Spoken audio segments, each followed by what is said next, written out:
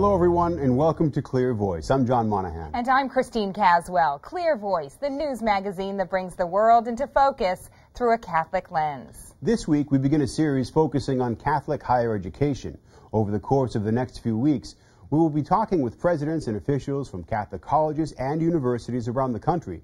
They'll show us the importance of Catholic identity and Catholic tradition on campus and in the curriculum. Clear Voice begins this special series talking with Michael Galligan-Stierle, who's the president of the Association of Catholic Colleges and Universities. Michael talks to us about the ACCU and how the organization helps with pastoral care and curriculum development on these college campuses.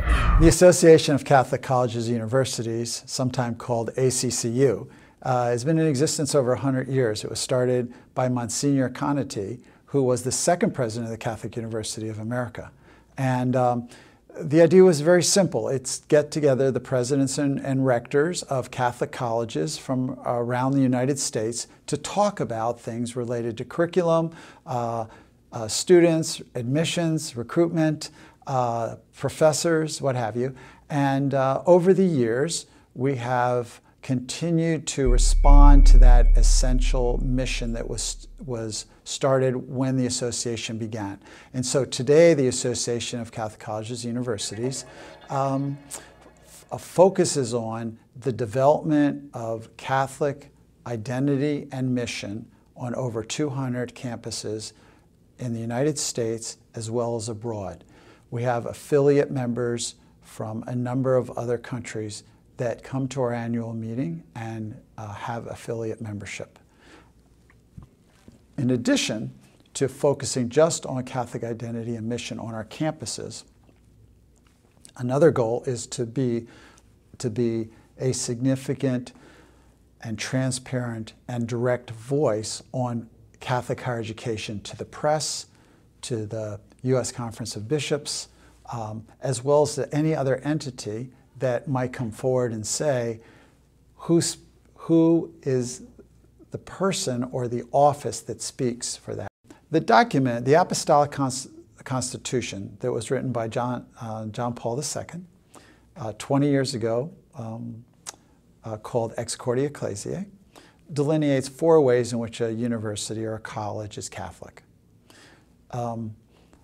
I'm going to abbreviate that to just shorten it for the moment and simply say the 2 main ways we do that is that we do it through pastoral care and we do it through curriculum development. That is, how is Catholic life visible to a person as they walk the campus in a pastoral way?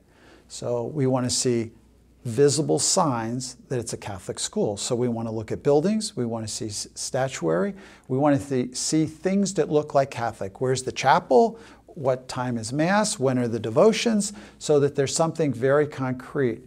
And then we want to look for actions around pastoral care. So is this a loving space?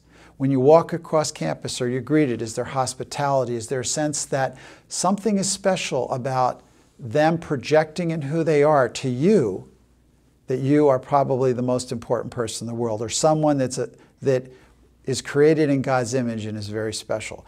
So we want outward signs, and also we want behavior that reflects. So we don't want just concrete buildings or statues, but we want to be living, incarnational people of this love that the gospel talks about.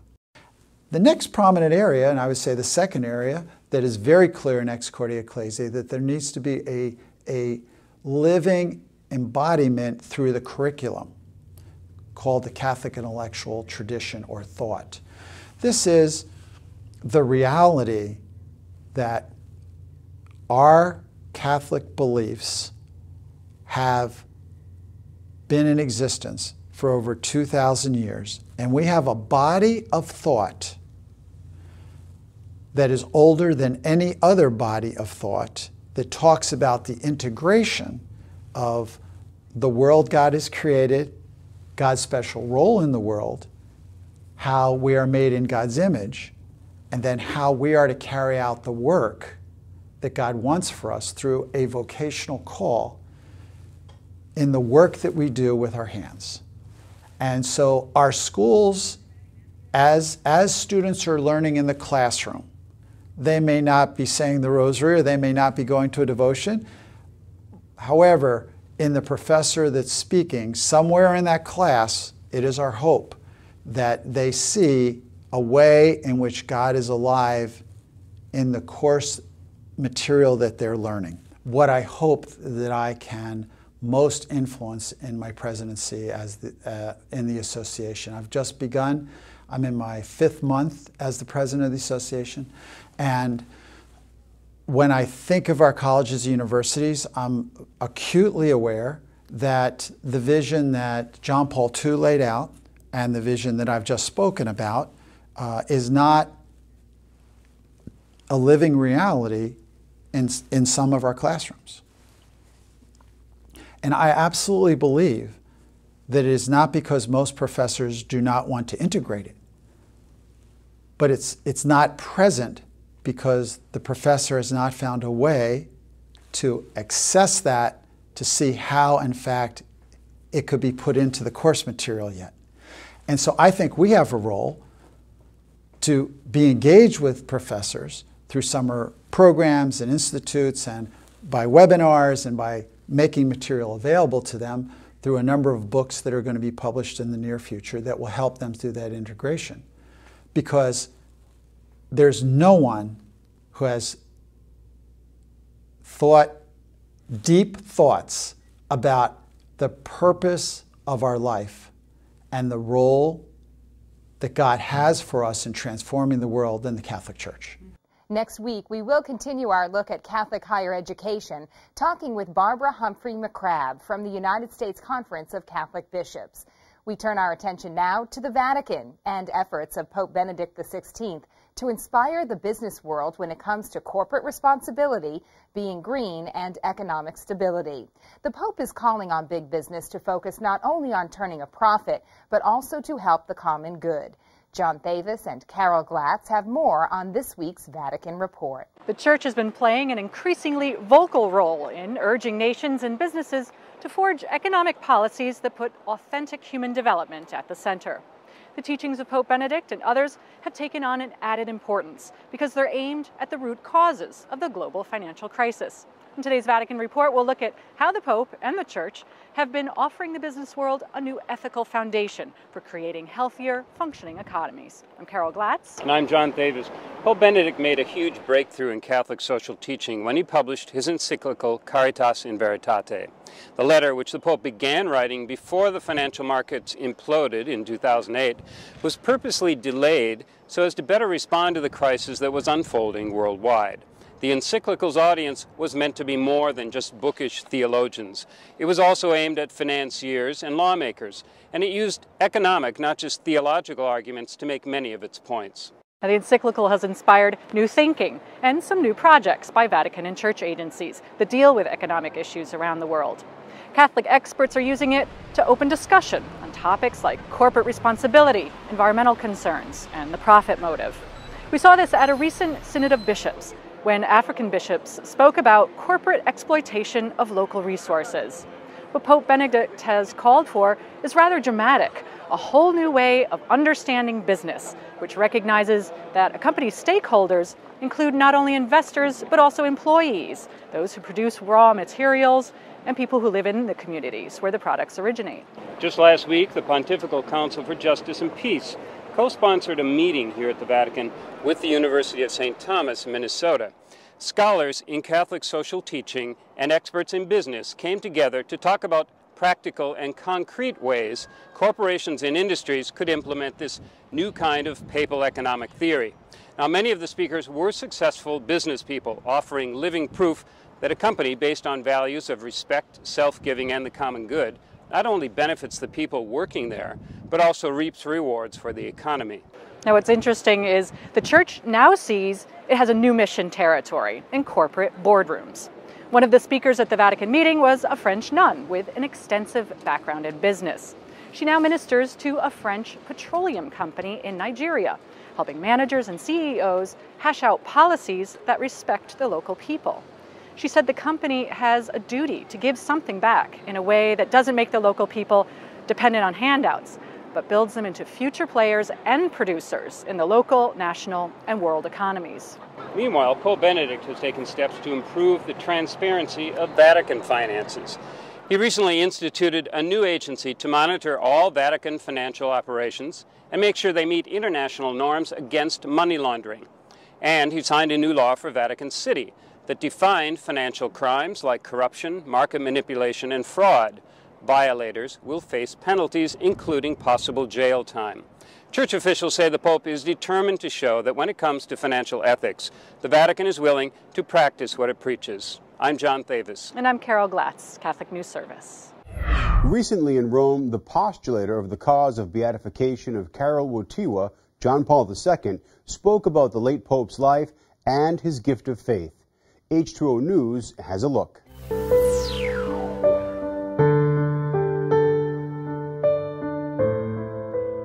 They try to understand me from outside, but I can only be understood from within. The words of John Paul II, who on May the 1st will be beatified during the ceremony to be presided by Benedict XVI.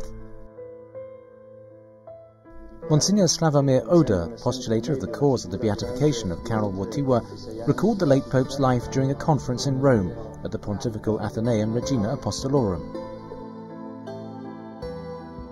Monsignor Oder said that above all John Paul II had an authentic gift, a taste and joy for prayer that was built up by constant practice, an essential way to encounter God, and he immersed himself in prayer as a true mystic. For him, prayer was the air he breathed, the water he drank, and the food that fed him. So much so that for John Paul II, the first task of the Pope for the Church and the world is to pray. And it is by prayer, added Oder, that the fecundity of his actions was born, and the ability to speak the truth without fear, as those who are alone before God are not afraid of men.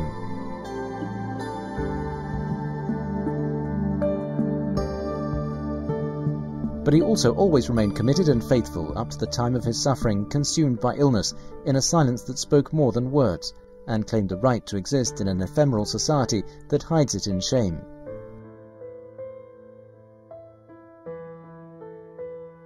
Millions of people around the world, said Oder, hold in their memory the image broadcast on television of the back of the Pope in his private chapel, embracing the cross during the celebration of Good Friday.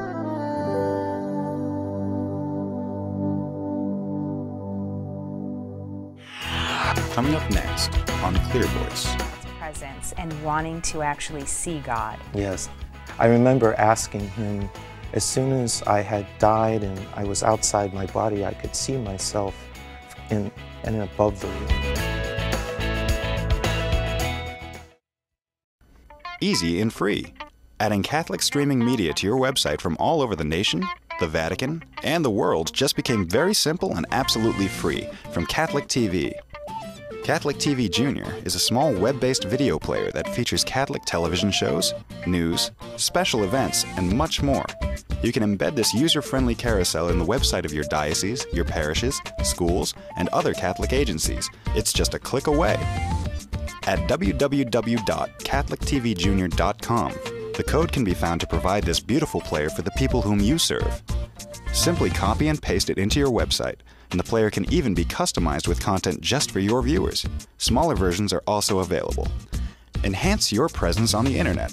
Educate, inspire, and evangelize by adding Catholic TV Junior to your fine website, and the video is always changing. It only takes minutes to add Catholic TV Junior to your site, and everything you need can be found at CatholicTVJunior.com. Your Catholic website will never be the same. From your friends at America's Catholic Television Network, Catholic TV.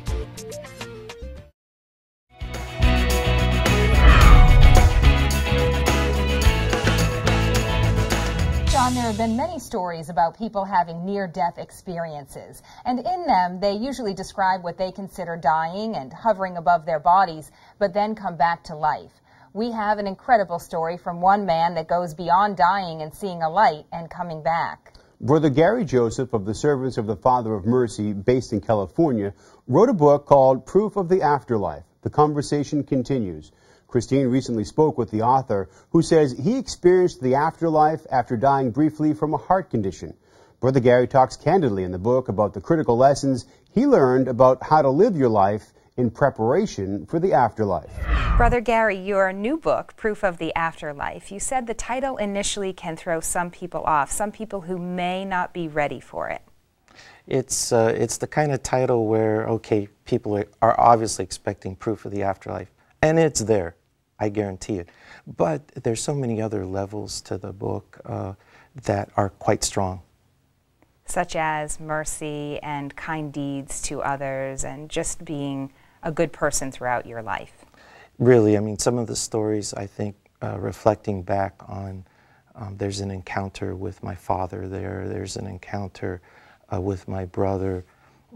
These kind of afterlife encounters that I sort of tell in the book start pointing to some bigger issues in our life, which is, you know, the ability to forgive, not just forgive and forget, but really forgive somebody from the bottom of our heart.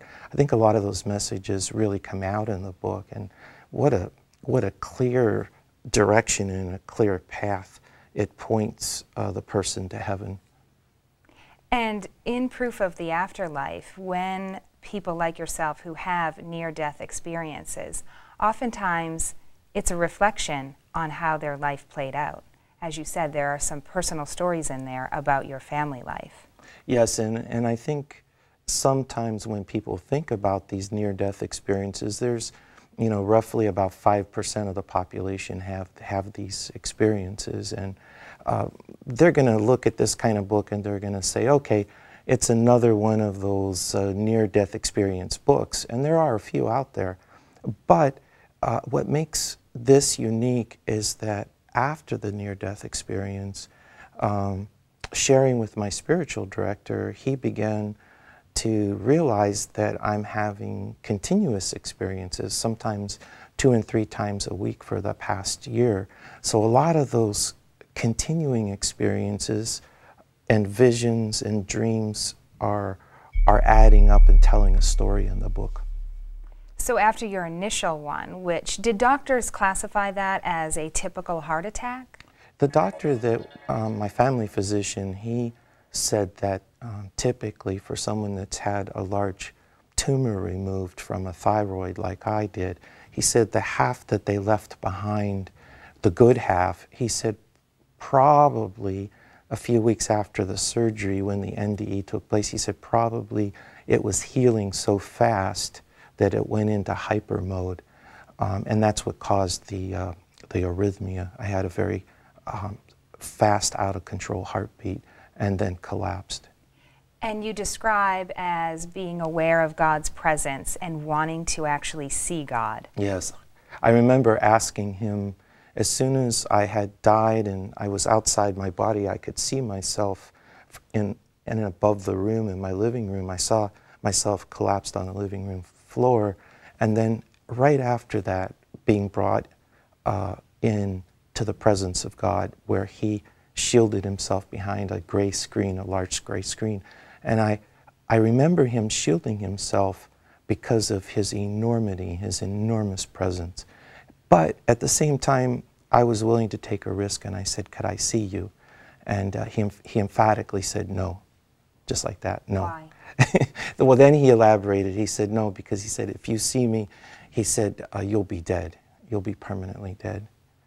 That's amazing. I think that another point that this book brings out that is not just, as you said, about the, oh, yet another near-death experience, is about purgatory and how you came to prove that purgatory doesn't exist and you can get to heaven even if you've led a bad life by some people's perspectives. Yes, in reality, as I've pieced together some of the purgatory experiences that the Lord gifted me over the past few years, I began to realize that probably most people go to purgatory. And still, that's really not a great thing to think about. Okay, we still go to heaven, and that's the good news. But purgatory, from some of the stories in my book, people will begin to realize that if you can avoid it, that's a good thing to do. I hope people will walk away from the book hoping and practicing a maybe stronger faith and a stronger life of mercy and compassion, that they can avoid purgatory altogether. But I do have a funny story to this. I've had a couple Protestant friends, one a pastor called me up, and he said, I read your book, and he said, he goes, I think I'm going to just chuck everything I've heard about not believing in purgatory. He said, because you're an eyewitness. And he said, I think I'm going to buy your story as opposed to what Protestants traditionally are taught, that it doesn't exist. It's a great book, and I appreciate you being here with us, Brother Gary Joseph. Thank you. A leadership institute where Muslims and Christians learn together is opening in Bethlehem, Palestine. Participants are taught responsibility, and many of the educational programs are geared toward helping women become leaders at home and in society. H2O has more on this program, where students of different faiths study side by side at the University of Bethlehem. While part of the Arab world increases its demands to win some significant policy changes, in Bethlehem, Palestine, a leadership institute is being set up where participants are taught responsibility. The idea behind the Institute of Cardinal Martini came from the University of Bethlehem, where the Cardinal Emeritus of Milan received an honorary doctorate. Subsequently, many friends of the university supported the idea and helped finance and develop the project. The Leadership Institute has several purposes: to work in Palestinian society, especially with young people in the city of Bethlehem, to create new methods of leadership in Palestinian Arab society, primarily with students. It helps the project through different educational programs, through scientific research on leadership, and through courses that have a sociological and ethically modern vision. Christians and Muslims study at the University of Bethlehem. It's also an investment for the leadership of women because, for example, a significant number took part in a course in communication for women. There are mothers who have children at our School of St. Joseph. The social pedagogical aim of the course is this: to help form the personality of women to be leaders in the family and society. The project is to take the form of a multidisciplinary training that develops leadership through classes, workshops, seminars and learning experiences. I went to the St. Joseph School and I learned a lot, mainly how to deal with my children and society. The course helps us to develop our skills, our thoughts about life and society. We want to meet our personal training staff. Everything is better in our relations. I am a housewife and I learned a lot. We have refreshed our knowledge that we have forgotten along the way. We are here to learn. The course is intensive and extensive. The soul does not change if it has no internal structure, and so we are trying to change for the better. As Dr. Zaknoun says, the Institute seeks to help Palestinian Arab society with the values of democracy, freedom and justice in respect of others and at the service of society. A 12th century visionary Benedictine nun is the subject of a film called Vision. The movie was released back in 2009 and is now being released on DVD this April. Rome Reports has a clip. The film Vision tells the story of Hildegard von Bingen, a 12th century Benedictine nun who was also a composer, philosopher, physician, and an ecological activist. Needless to say that she was a pioneer in many of these fields during the medieval times of Germany. Born into a wealthy family, she was sent to live in a monastery for schooling at the age of 8. She decided to dedicate her life to God as a nun and eventually becomes head abbess of the convent. Hildegard claims that she is receiving messages from God, but many members of the cloister suspect she is being controlled by the devil. By describing her visions, she faces the possibility of excommunication.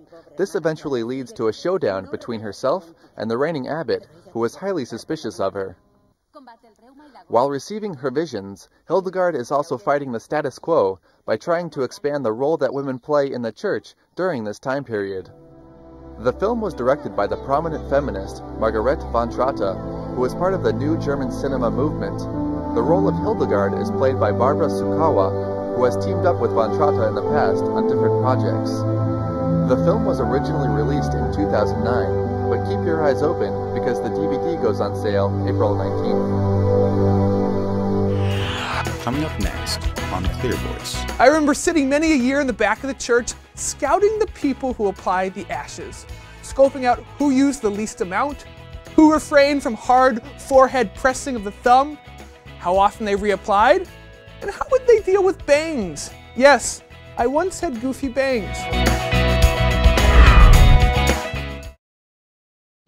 Hi, I'm Father Reed. Could you do us a huge favor? Help us to bring the Catholic TV Network to every home in the nation. Just go to this page, www.catholictveverywhere.com, and fill out this simple form.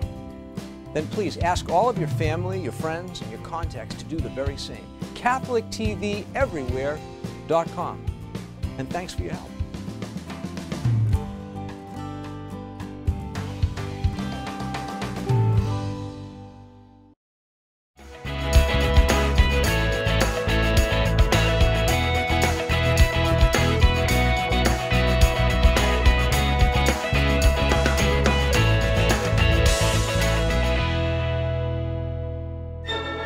This week in the Church, on March 12, 2000, Pope John Paul II approved sainthood for Catherine Drexel, a Philadelphia socialite who devoted her fortune to helping poor blacks and American Indians. Drexel was canonized in October of 2000. On March 15, 1875, Archbishop John McCloskey of New York City is named the first American cardinal by Pope Pius IX. And on March 16, 1998, taking on the sins of its followers, the Vatican expressed remorse for the cowardice of some Christians during the Holocaust. And those are just some of the events that happened this week in the Church. Well, Christine, it's that time in the show again when we check in for the wisdom of Matt Weber. This week, appropriately enough, Matt is talking about Ash Wednesday and giving up things for Lent. Let's find out Matt's Lenten schedule on this week's A Word with Weber.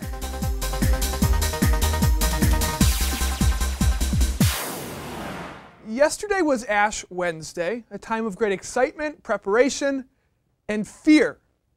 Now, by no means am I a neurotic individual, but I do have my quirks. I won't eat lobster because it looks like a giant bug. I can't stand the touch of velvet, it makes me cringe. And in general, I hate getting ink or dirt on my skin, and I don't like people touching my face. This dirt on the skin and face-touching phobia is not terribly conducive to a Catholic on Ash Wednesday. I remember sitting many a year in the back of the church, scouting the people who applied the ashes, scoping out who used the least amount, who refrained from hard forehead pressing of the thumb, how often they reapplied, and how would they deal with bangs. Yes, I once had goofy bangs. I was also terrified about what to do with the ashes after I left the church. I really liked them, showing witness to my faith, the beginnings of Lent. I'm a Catholic. I even have it on my Facebook page. However, between the ages of 13 and 17, I had pretty bad skin, and the ash section of my forehead would always break out, thus leaving me with a heightened concentration of fresh acne in the form of a cross on my forehead for subsequent days thereafter. I called it Pimple Thursday and Friday and Saturday.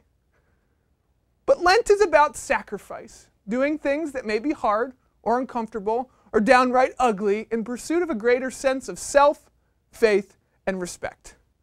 So each year I say, push up my bangs, bring on those blotchy thumbs, press firm if you want, reapply. And yes, I'm crabby because I've been fasting all day, and I won't be enjoying soda or mushroom pizza or goldfish crackers for the next 40 days, but it's worth it. For I'm Catholic, and I'm proud of it. How about you? Giving anything up? Not coffee. Yeah, me neither. I cannot, you know me, I cannot give up the coffee. No, I think maybe a meal or two a week, and then I give the money to something. Excellent. Different idea. Great cause. And that is the end of our show for this week. I'm Christine Caswell. Thanks so much for spending some time with us. And I'm John Monahan. We hope to see you right back here next week for another edition of Clear Voice.